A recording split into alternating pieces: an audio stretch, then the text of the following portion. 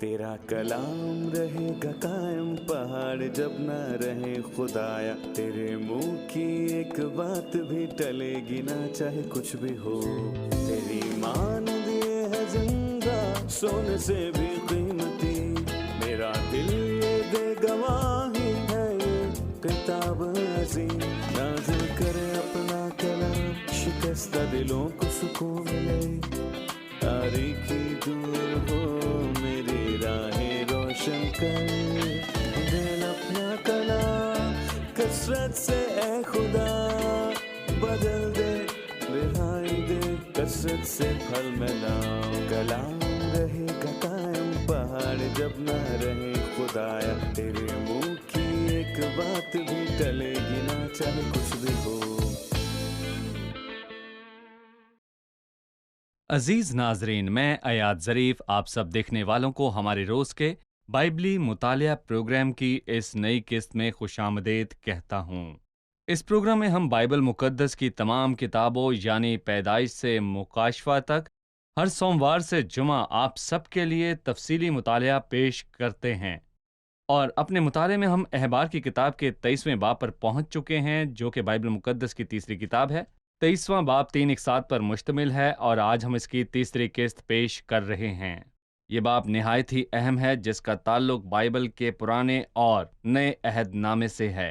क्योंकि ये बाब बहुत ही अहम है, इसलिए कि ये खुदावंद की 7 ईदों के बारे में बताता है। और गुज़िश्ता 2 इकसात में हमने फसा की ईद, बेखमीरी रोटी की ईद, पहले फलों की ईद और हफ्तों की ईद, नरसिंगों की ईद के बारे में गुफ्तगू की थी। और आज की किस्त जो कि निहायत अहम है, लिहाजा आज हम यौम कफारा की ईद के और ईद ख़याम या जिसे हम खैमों की ईद कहते हैं उसके बारे में बात करेंगे। मैं चाहूँगा कि आप बाइबल मुकद्दस खोलिए और हमारे साथ मुताले में शामिल हो जाएं, और अगर इस दौरान आपका कोई भी सवाल हो तो हमें लिख भेजिए, हम इसका जवाब आपको ज़रूर देंगे। लेकिन प्रोग्राम के आगाज़ में मैं खुदा के खादिम भाई यूसुफ को स्टूडियोज़ में खुशामदीद कहना चाहूँगा। बहुत शुक्रिया भाई। कैसे हैं भाई? मैं ठीक हूँ। साथ ही हमारे दीगर मेहमानों को भी खुशामदीद। भाई, गुज़िश्ता किस्त हमने नरसिंगों की ईद पर बात करते हुए ख़त्म की थी और हमने सीखा था कि ये ईद कलीसिया के ज़मीन पर आखिरी वक्त और आसमान पर उठाए जाने की तरफ जी। इशारा करती है। ये वो ठीक वक्त होगा जब खुदावंद दुनिया के बिखरे हुए लोगों के साथ मुख्तलिफ तरीके से निमटने के लिए वापस आएगा। ये एक मुकद्दस मजमा है, क्योंकि कलीसिया के ज़मीन से उठाए जाने के बाद ये दुनिया के लोगों को जमा करना शुरू कर देगा। ठीक है। भाई यूसुफ, मैं 23वें बाब में से यौम कफारा से मुतल्लिक चंद आयात पढ़ने की इजाज़त चाहूँगा। इसके बाद मैं आपसे सवाल पूछूंगा, लिहाजा हम 26वीं आयत से शुरू करते हैं। और खुदावंद ने मूसा से कहा, उसी 7वें महीने की 10वीं तारीख को कफारे का दिन है। उस रोज़ तुम्हारा मुकद्दस मजमा हो और तुम अपनी जानों को दुख देना और खुदावंद के हजूर आतशीन कुर्बानी गुजराना। तुम उस दिन किसी तरह का काम ना करना, क्योंकि वो कफारे का दिन है जिसमें खुदावंद तुम्हारे खुदा के हजूर तुम्हारे लिए कफारा दिया जाएगा। जो शख्स उस दिन अपनी जान को दुख ना दे वो अपने लोगों में से काट डाला जाएगा, और जो शख्स उस दिन किसी तरह का काम करे उसे मैं उसके लोगों में से फनाह कर दूंगा। तुम किसी तरह का काम मत करना। तुम्हारी सब सुकूनत गाहों में पुश्त दर पुश्त सदा यही आइन रहेगा। ये तुम्हारे लिए खास आराम का सब्बत हो। इसमें तुम अपनी जानों को दुख देना। तुम इस महीने की 9वीं तारीख की शाम से दूसरी शाम तक अपना सब्बत मानना। ये इक्तबास यौम कफारा के दिन से मुतल्लिक हैं। हमें यौम कफारा के तारीखी पस मंज़र और इसकी अहमियत के बारे में बताइए। यौम कफारा के मुतल्लिक हमने पहले 16वें बाब में इसका मुताला किया, और हम ये भी जानते हैं कि ये नहायत ही अहम है, और न सिर्फ इसलिए कि ये 7 ईदों में से एक है, बल्कि इसलिए भी कि सिर्फ इस दिन सरदार काहिन पाक तरीन मुकाम में दाखिल होता था और दूसरे किसी और दिन उसे उस जगह जाने की इजाज़त ना थी, और वो अपने लोगों के लिए साल में एक दिन कफारा दिया करता था ताकि लोगों के दरमियान और खुदा के दरमियान राब्ता बनाए रखे। ये दिन यानी यौम कफारा का दिन 7वें महीने के 10वें दिन था। हम जानते हैं कि 4 ईदों का ताल्लुक पहले महीने से था और 3 ईदों का ताल्लुक 7वें महीने से, जो हमें खुदा का ज़मीनी लोगों के साथ ताल्लुक के बारे में बता रहा है, जिसका आगाज नरसिंगा फूंकने से होता है, जब वो असूर और मिस्र से खोए हुए लोगों को एक जगह जमा करेगा। جس کا یسایہ کے 27ویں باب میں ذکر ہے، اور یہ مہینے کے 10ویں دن ہوگا۔ اور ہم جانتے ہیں کہ 10 کا عدد ذمہ داری کا عدد ہے، اور وہ اس شخص کے ساتھ کیا سلوک کریں گے جو 2000 سال پہلے آیا، لیکن انہوں نے اس کی تحقیر کی اور اس کو رد کیا۔ کیا وہ اپنی جانوں کو عاجز کرنے کے لیے تیار ہوں گے، اور کیا وہ اکلوتے کے لیے ماتم کریں گے اور ایسا غم کریں گے جیسے کوئی پیلوٹے کا کرتا ہے؟ لیکن خدا ترس لوگ ایسا ہی کریں گے، اور خدا ان کی حقیقی توبہ اور ایمان اور خدا کے پاس واپس آنے کی وجہ سے اس قوم کے ساتھ تعلق کو بحال کرے گا۔ میں یہاں پر ایک چیز واضح کرنا چاہتا ہوں تاکہ ناظرین جان سکیں کہ 4 عیدوں کا تعلق جی پہلے مہینے سے نہیں، تھا، پر مطلب یہ نہیں کہ وہ چاروں پہلے مہینے میں واقع صحیح، ہوئی، بلکہ وہ پہلے مہینے سے اس متعلقہ ہیں۔ مہینے میں مثلا نہیں، ہفتوں کی عید اس مہینے میں نہیں، کیا یہ پہلے مہینے میں نہیں ہوئی؟ صحیح، یوم کفارہ کے متعلق آپ نے بتایا کہ کلیسیا کے اٹھائے جانے کے بعد خداوند زمینی لوگوں سے کس طرح سلوک کرے گا۔ آپ نے بتایا کہ وہ بڑی مصیبت کا تجربہ کریں گے تاکہ وہ صحیح، توبہ کرے اور پاک ہو، اور وہ 1000 سالہ بادشاہت کے دور میں ان پر سلطنت کرے، جس کی طرف خیموں کی عید اشارہ کرتی ہے۔ اب ہمیں تقسیمی ترتیب میں ان واقعات کو کلیسیا کے اٹھائے جانے کے بعد دیکھنے کی ضرورت ہے۔ کلیسیا کے اٹھائے جانے کے بعد ان لوگوں کے ساتھ کیا ہوگا تاکہ ہم جان سکیں کہ در حقیقت یوم کفارہ سے کیا مراد ہے۔ اس وقت لوگوں کے ساتھ کیا ہوگا؟ جی بھائی۔ کلیسیا کے اٹھائے جانے کے بعد خدا اس قوم کے ساتھ تعلق کو بحال کرے گا۔ لیکن میں ایسا کیوں کہہ رہا ہوں؟ نہ صرف اس لیے کہ پوری بائبل اس کی تصدیق کرتی ہے، بلکہ خدا کی نعمتیں اور بلاوا لا تبدیل ہے، بلکہ دانیال کے 9ویں باب میں اس کے بارے میں پیشن گوئی بھی پائی جاتی ہے۔ تیرے لوگ اور تیرے شہر کے لیے 70 ہفتے مقرر کیے گئے ہیں، اور اب تک مسیح کے قتل کیے جانے تک 69 ہفتے گزر چکے ہیں، جو کہ مسیح کی مصلوبیت ہے۔ وہ مسیح اپنے لیے قتل نہیں کیا جائے گا۔ پھر خاموشی کا ایک لمبا عرصہ ہے جو کلیسیائی دور ہے۔ پھر ایک بادشاہ آئے گا جس کے لوگ مقدس کو مسمار کریں گے، اور آخر تک لڑائی رہے گی۔ بربادی مقرر ہو چکی ہے، اور اس سب کچھ کے بعد بھی ہم 70ویں ہفتے پر نہیں پہنچے۔ اور پھر وہ کہتا ہے کہ میں نے ایک ہفتے میں بہت سے لوگوں کے ساتھ عہد کو باندھا ہے، جو کہ 17واں ہفتہ ہے۔ مطلب خدا کلیسیا کے اٹھائے جانے کے بعد اس قوم کے ساتھ رشتہ بحال کرے گا، اور ہفتے کا آغاز ہوگا، اور آخری 7 سال 2 حصوں پر تقسیم کیے گئے ہیں۔ پہلے کا ذکر متی کے 24ویں باب کی 8ویں آیت میں ہے، مصیبتیں شروع ہی ہوں گی۔ دوسرے کا ذکر متی کے 24ویں باب کی 20ویں آیت میں ہے۔ ایسی مصیبت پہلے کبھی نہیں ہوئی۔ ایسی بڑی مصیبت اسے کیوں کہا گیا تھا؟ اور پھر اسی وقت کچھ ایسا حیران کن ہوگا۔ میرا کہنے کا مطلب ہے کہ اجاڑنے والی مکروہ چیز، اور ہر کوئی اس حیوان کے آگے جھکے گا، لیکن خدا کے لوگ نہیں جھکیں گے۔ لہٰذا ان میں سے کچھ لوگ قتل کیے جائیں گے جن کا ذکر دانیل اور مکاشفہ کی کتاب میں کیا گیا، اور کچھ لوگ بھاگ جائیں گے اور خدا کی انجیل کی منادی کریں گے۔ یہ وقت مشکل ہوگا، لیکن خدا کے رحم کی وجہ سے یہ دن گھٹائے جائیں گے۔ یہ 3.5 سال کا عرصہ ہوگا۔ اگر یہ زیادہ ہوتا تو کوئی شخص بھی نہ بچتا۔ پھر مسیح جلال میں ظاہر ہوگا، اور وہ مسیح کو آسمان سے نیچے اترتا ہوا دیکھیں گے، اور یہ کہیں گے یہ وہی ہے جس کو انہوں نے چھیدا تھا۔ لہٰذا جب وہ دیکھیں گے جس کا ذکر زکریا 12:10 میں کیا گیا، اور میں داؤد کے گھرانے اور یروشلم کے بادشاہوں پر فضل اور مناجات کی روح نازل کروں گا، اور وہ اس پر جس کو انہوں نے چھیدا نظر کریں گے، اور اس قوم کے لیے ماتم کریں گے۔ یہی ہوگا۔ اور یوم کفارہ کا دن آئے گا جب مسیح ظاہر ہوگا، اور جس کے بعد براہ راست خیموں کی عید ہوگی، جو کہ بادشاہت کی برکات ہے، اور مسیح بادشاہت کرے گا۔ لہٰذا یوم کفارہ وہ دن ہے جب جی، قوم جان جائے گی اور ماتم کرے گی، اور پیشگوئی کی طرف لوٹیں گے اور جانیں گے کہ مسیحا آ چکا ہے، اور انہوں نے اسے مصلوب کیا اور اسے صلیب پر لٹکایا اور اسے رد کیا۔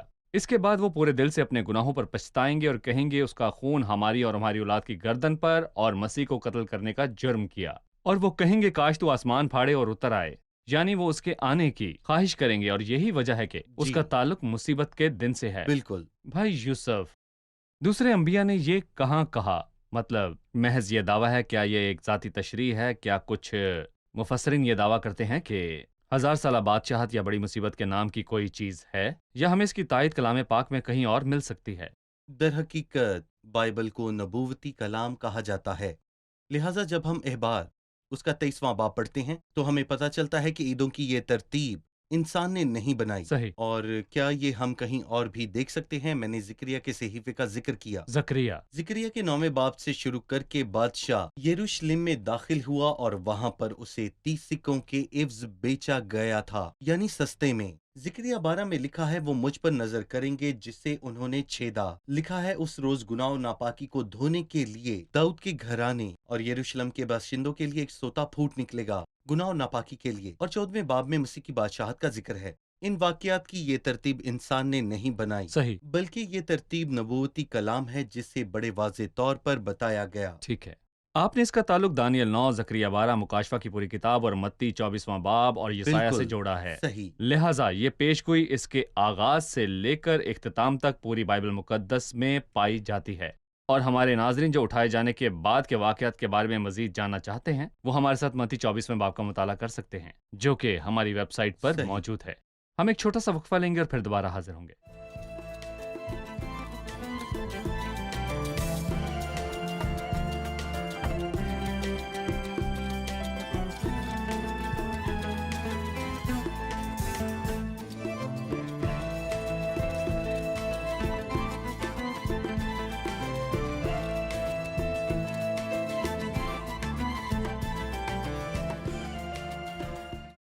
آپ نے ہمیں خداوند کی عیدوں کے بارے میں بتایا، ہفتوں کی عید اور نرسنگوں کی عید، لیکن کفارے کے دن کو عید نہیں بلکہ یوم کفارہ کیوں کہا گیا ہے؟ جی وہ عید نہیں تھی کیونکہ یہ سال کا پہلا دن تھا جب وہ خدا کے حکم کے مطابق روزے رکھتے تھے، اور یقینی طور پر وہ ان دنوں میں روزے رکھ سکتے تھے کیونکہ یہ وہ نذرانہ ہے جو کبھی بھی پیش کیا جا سکتا ہے۔ وہ روزہ رکھ سکتے ہیں، لیکن خدا نے انہیں اس دن روزہ رکھنے کا حکم دیا جیسے کہ یہاں پر درج ہے، تم اس مہینے کی 9ویں تاریخ کی شام سے دوسری شام تک سبت منانا، جس کا مطلب ہے کہ وہ دکھ کے دن نہ کھائیں گے اور اپنے آپ کو دکھ دیں گے۔ اور اس کا روحانی اطلاق بنی اسرائیل پر مسیح کا ظاہر ہونا ہے، اور وہ ماتم کریں گے جیسا کہ کوئی اپنے اکلوتے بیٹے کے لیے ماتم کرتا ہے، وہ بھی اپنے پہلوٹے کے لیے غم کرتا ہے۔ جب کوئی شخص اپنا اکلوتا یا پہلوٹا بیٹا کھو دیتا ہے تو کیا اسے بھوک ہوگی؟ شاید وہ کئی دنوں تک کھانا نہ کھائے، بلکہ یہ بھی ممکن ہے کہ وہ کھانے کا سوچے بھی نہ۔ اور میرا خیال ہے کہ جب اس دن لوگ توبہ کرتے ہوئے واپس آئیں گے تو ان کا بھی یہی حال ہوگا۔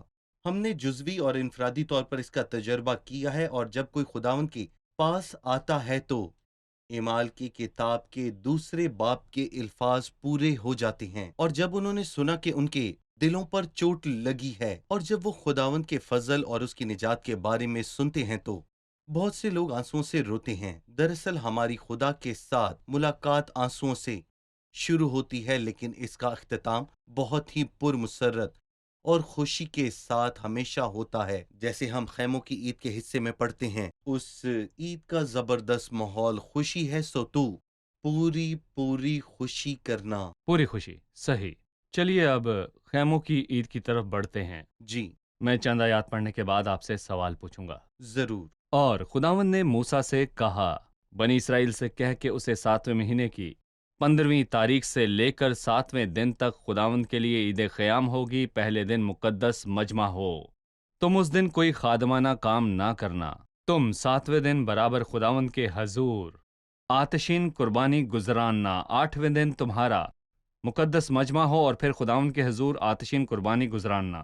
وہ خاص مجمع ہے، اس میں کوئی خادمانہ کام نہ کرنا۔ بھائی یوسف، میں پوچھنا چاہوں گا کہ تاریخی اعتبار سے اور نبوتی لحاظ سے عید قیام سے کیا مراد ہے؟ بے شک عید خیام نہ تو مصر میں کی گئی اور نہ ہی بیابان میں کی گئی۔ ان دنوں میں وہ اپنے خیموں سے نکل کر بیابان میں رہتے تاکہ اپنے ماضی کے اتار چڑھاؤ کو ہمیشہ یاد رکھ سکیں۔ اس لیے 40ویں آیت میں ہم پڑھتے ہیں کہ سو تو پہلے دن خوشنما درختوں کے پھل، کھجوریں اور ڈالیاں، درختوں کی شاخیں اور ندیوں کی بیدے منجون لانا۔ کھجوروں کی ڈالیاں جو کہ فتح کی علامت ہیں۔ کھجوروں کے درختوں کی ڈالیاں حقیقت میں فتح کی ایک علامت ہیں، جو کہ ان کے مشکل حالات کی نمائندگی کرتی ہیں۔ اور اس کے بعد میں یہ کہنا چاہوں گا کہ بید منجون ہے، جو کہ آنسوؤں سے متعلقہ ہے، اور رونے کے وقت اور الجھنوں کے وقت اور پھر خوشی کے وقت اور پھر آخر میں فتح کے وقت سے گزر رہے ہیں۔ جب ہم ابدیت میں اسے یاد رکھتے ہیں تو ان چاروں وقتوں میں سے کون سا وقت ہمیں خوش رکھے گا؟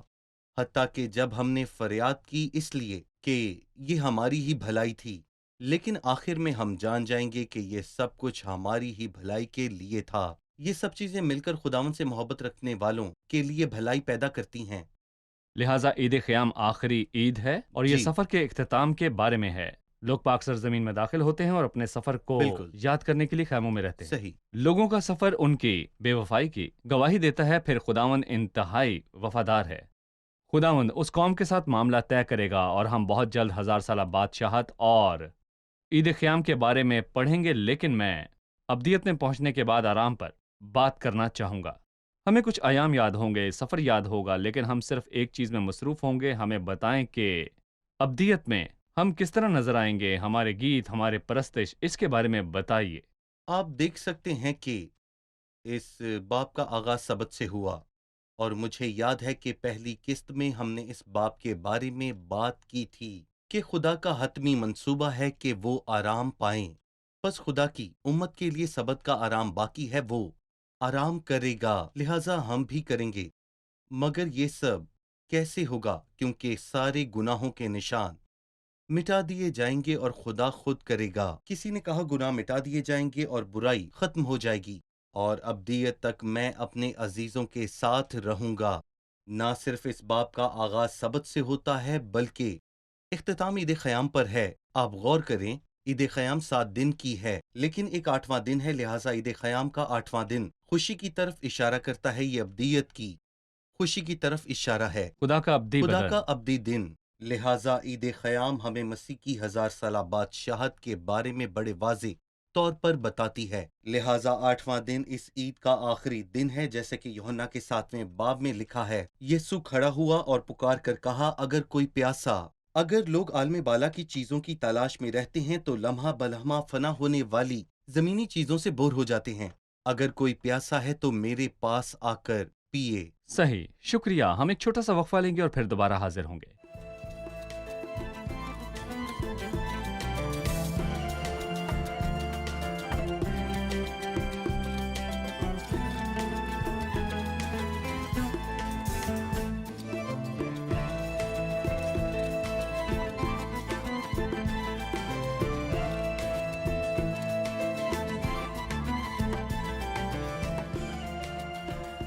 ہم 1000 سالہ بادشاہت کے بارے میں اور جاننا چاہتے ہیں، وضاحت کیجیے۔ میرا مطلب ہم مسیح کو اور روح القدس اور پھر شیطان کو دیکھ سکتے ہیں، لیکن مسیح ظاہر ہوگا، وہ پوری کائنات پر حکومت کرے گا اور ہر کوئی اس کے سامنے جھکے گا۔ اور روح القدس، اور پھر لکھا ہے میں اپنا روح ہر بشر پر ڈالوں گا۔ مسیح سلطنت کرے گا اور سب اس کے سامنے جھکیں گے، اور وہ ہر فرد بشر پر اپنا روح ڈالے جی، گا۔ اور اس ہر منظر بشر۔ میں شیطان کو 1000 سال تک گڑھے میں ڈالا جائے گا اور وہ قوموں کو پھر گمراہ نہ کر پائے گا۔ لیکن ہم اس میں 3 چیزیں اور دیکھتے ہیں: راست بازی، امن اور خوشحالی۔ راست بازی غالب ہوگی اور حکومت کرے گی، اور امن راست بازی کی بنیاد پر ہوگا، اور وہ اپنی تلواروں کو توڑ کر پھالیں اور اپنے بھالوں کو ہانسوں میں ڈالیں گے، اور قوم پر قوم کبھی تلوار نہ چلائے گی اور وہ کبھی بھی جنگ کرنا نہ سیکھیں گے۔ پس پھر راست بازی، امن اور خوشحالی اور بہت سی اچھی چیزیں تمام دنیا پر پھیل جائیں گی۔ اور اب میں 6 چیزوں کے بارے میں بتاؤں گا۔ دراصل یہ سب سے بڑھ کر ہے 1000 سالہ بادشاہی اور اس کے ناموں کے حوالے سے، اور جہاں تک مجھے یاد ہے متی 19 میں نئی پیدائش کا ذکر ہے، اور پھر ان ناموں میں سے ایک نام نئی پیدائش کی بادشاہت کا ہے۔ نئی حالت ایمالتین میں تازگی کے دن اور سب چیزوں کی بحالی کے دن۔ رومیو 8 میں آزادی، تمام تخلیقات کی آزادی، اور پھر افسیوں 1 میں تقسیم، سب تقسیم۔ چیزوں کا مجموعہ۔ پھر عبرانیوں کے 2 باب میں آنے والا جہان، اور پھر عبرانیوں کے 6 باب میں آئندہ جہان، اور پھر مکاشفہ 20 میں 1000 سالہ بادشاہت۔ اس کے علاوہ بھی اور نام ہیں، مجھے ابھی یہی یاد ہیں، لیکن 1000 سالہ بادشاہت کے اور بھی نام 1000 سالہ ہیں۔ بادشاہی کا لفظی طور پر 6 دفعہ ذکر کیا گیا ہے، جس میں اندازہ لگانے کی کوئی گنجائش نہیں ہے۔ اس میں کتنے سال لگیں گے؟ ایک 1000 باب میں سال؟ 6 دفعہ ایک باب میں 6 دفعہ ہے جو جو مکاشفہ مکاشفہ کی 20ویں باب میں 20ویں موجود باب ہے۔ میں ہے۔ مکاشفہ 20 میں 6 دفعہ 1000 صحیح سالہ بادشاہت کا ذکر ہے۔ اس کے بعد وہ دلیلوں کی کوئی گنجائش نہیں چھوڑتا، چاہے وہ صحیح۔ روحانی یا لفظی۔ اس آیت کو استعمال کرتے ہوئے کہتی ہے خدا ان کے میں نہیں نزدیک ایک جانتا دن لوگ 1000 خدا پر سال کے یقین کیوں نہیں برابر ہے۔ کرتے، کیوں پتہ لہٰذا نہیں۔ بائبل کہتی ہے کہ 1000 سالہ بادشاہت ہے، اور آپ نے کچھ ناموں کا ذکر کیا۔ 1000 سالہ بادشاہت میں دائرہ کار ہیں، جی آسمانی دائرہ کار اور زمینی دائرہ کار۔ بالکل۔ ہم بحیثیت کلیسیا 1000 سالہ بادشاہت کے کس دائرہ کار میں ہوں گے؟ آسمانی دائرہ کار اسے کیا کہا جاتا ہے؟ اس کے باپ کی بادشاہی ہے، اور دانیل کے 7ویں باب میں حق تعالیٰ کے مقدس لوگ کہا گیا ہے۔ صحیح۔ بس ہمارا تعلق اوپر سے ہے، اس وقت راست باز اپنے باپ کی بادشاہی میں آفتاب کی طرح۔ آفتاب کی مانند چمکیں گے۔ پر زمینی دائرہ کار کیا یہ ہے؟ ابن آدم کی بادشاہی ہے۔ کیا اسی نے پترس کو بنایا؟ جب وہ پہاڑ پر تھا تو اس نے خداوند کو ایسی صورت میں دیکھا جس میں اس نے اسے کبھی نہیں دیکھا تھا، اور اس کے ساتھ موسیٰ اور ایلیا کو دیکھا۔ خیموں کی حالت میں عید خیام کو یاد کرنا۔ مہربانی سے ہمیں پہاڑ پر صورت بدلنے اور 1000 سالہ بادشاہت کے درمیان تعلق کے بارے میں بتائیے۔ گزشتہ باب میں مسیح نے صلیب کے بارے میں ذکر کیا۔ جب اس نے ذکر کیا تو پطرس نے کہا یہ تجھ پر ہرگز نہ آئے گا، اور میرا خیال ہے یہ پہلا اور آخری وقت ہے جب پطرس نے مسیح کو ملامت کی، اور خداوند نے پھر کر پطرس سے کہا کہ اے شیطان دور ہو۔ صحیح۔ اس نے اسے اپنے پیچھے آنے کے لیے کہا، یہ نہیں کہ یہ نہ کر اور یہ کر۔ لیکن جب اس نے مسیح کی اس شبیہ کو دیکھا تو یہ بادشاہی ہرگز نہ تھی، یہ محض ایک علامت تھی کہ پطرس کی آنکھیں کھول دی جائیں، اور پطرس تصدیق کرتا ہے کہ صلیب پر کیا ہونا چاہیے۔ اے خداوند ہمارا یہاں رہنا اچھا ہے۔ بھائی یوسف، ہم نے اس ترتیب کے بارے میں سیکھا ہے کہ عید خیام پر پہنچ کر ہم 1000 سالہ بادشاہت کا حوالہ دیتے ہیں۔ صحیح۔ میں 7ویں عید کے بارے میں آپ سے مزید جاننا چاہتا ہوں، جی اور پہلے پھلوں کی عید اور ہفتوں کی عید کے درمیانی عرصے کے 49ویں اور 50ویں دن کے بارے میں جاننا چاہتا ہوں۔ پہلے پھلوں کی عید مسیح کے جی اٹھنے، اور ہفتوں کی عید پینتیکوس کے دن روح القدس کے بالکل۔ نزول کو ظاہر کرتی ہے۔ مسیح کے جی اٹھنے سے لے کر مسیح کے آسمان پر اٹھائے جانے تک وہ کیا کرتا رہا اور اس نے کیا کیا کیا؟ در حقیقت مسیح نے کیا کیا، میں اس کے متعلق 4 خیالات بتا سکتا ہوں، اور میں آپ کو یاد دلانا چاہتا ہوں کہ مسیح جی اٹھنے کے بعد غیر ایمانداروں پر ظاہر نہیں ہوا، بلکہ صرف حقیقی ایمانداروں پر، اور گناہگار دنیا نے مسیح کو اس وقت اور اس حالت میں دیکھا جب وہ شرم کی حالت میں تھا اور اس کا خون جاری تھا، اور وہ اسے اس وقت دیکھیں گے جب وہ جلال اور اپنی قوت میں آئے گا، اور وہ سب لوگ ڈر جائیں گے۔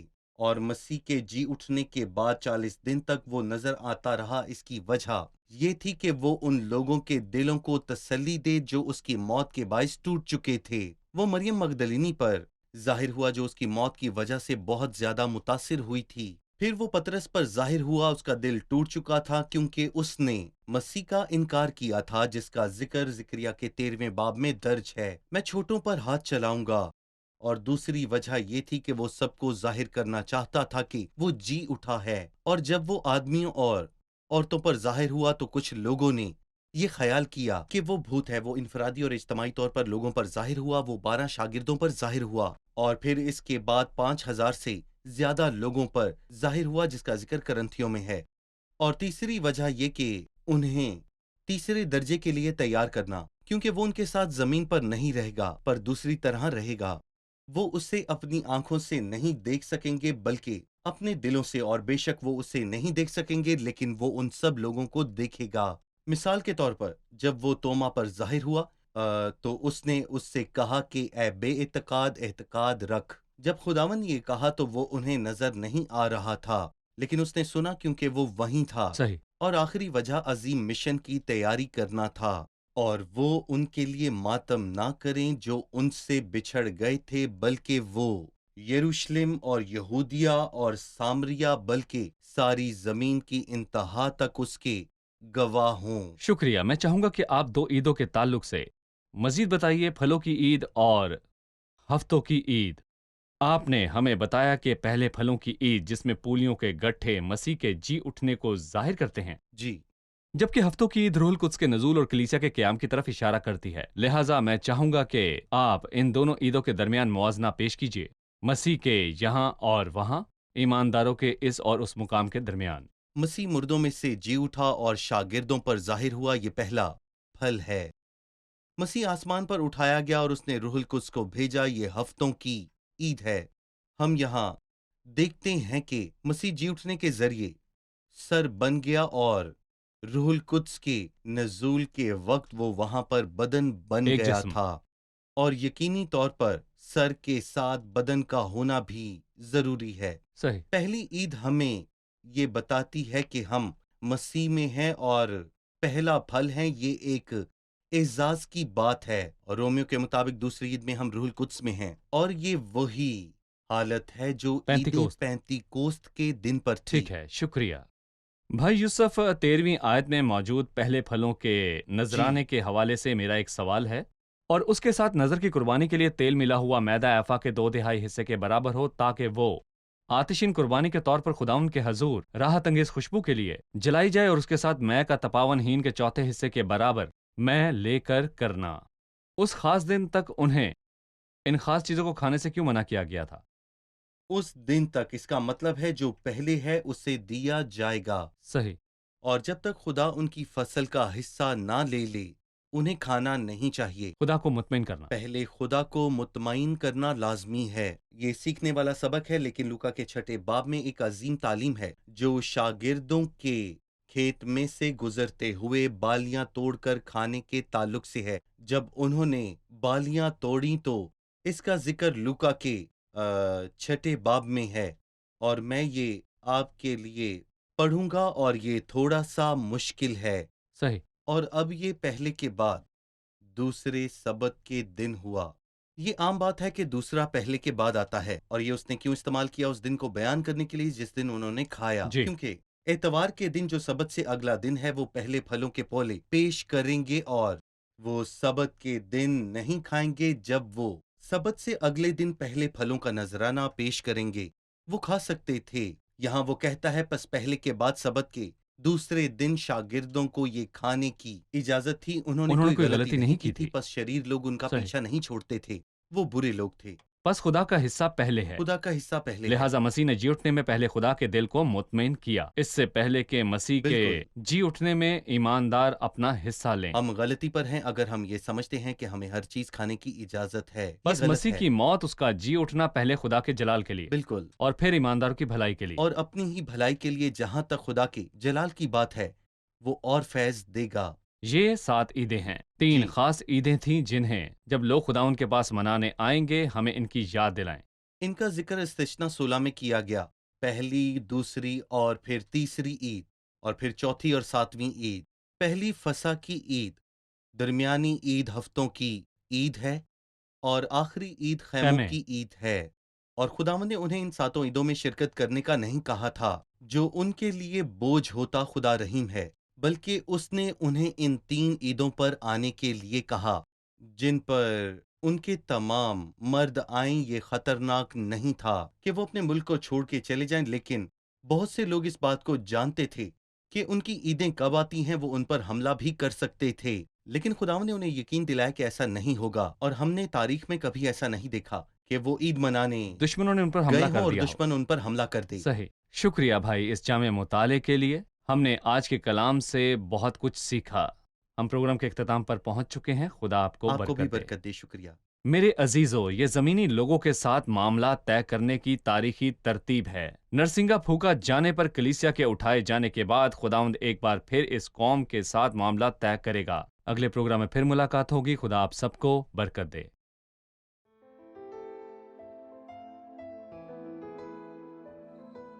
تیرا کلام رہے گا قائم، پہاڑ جب نہ رہے خدایا، تیرے منہ کی ایک بات بھی ٹلے گی نہ، چاہے کچھ بھی ہو۔ تیری مان دیے ہے زندہ، سونے سے بھی قیمتی، میرا دل یہ دے گواہی ہے، یہ کتاب عظیم نازل کرے اپنا کلام، شکستہ دلوں کو سکون ملے، تاریکی دور ہو میری راہیں روشن کر، دل اپنا کلام کثرت سے اے خدا بدل دے، رہائی دے کثرت سے پھل میں لاؤ۔ کلام رہے گا قائم، پہاڑ جب نہ رہے خدایا، تیرے منہ کی ایک بات بھی ٹلے گی نہ، چاہے کچھ بھی ہو۔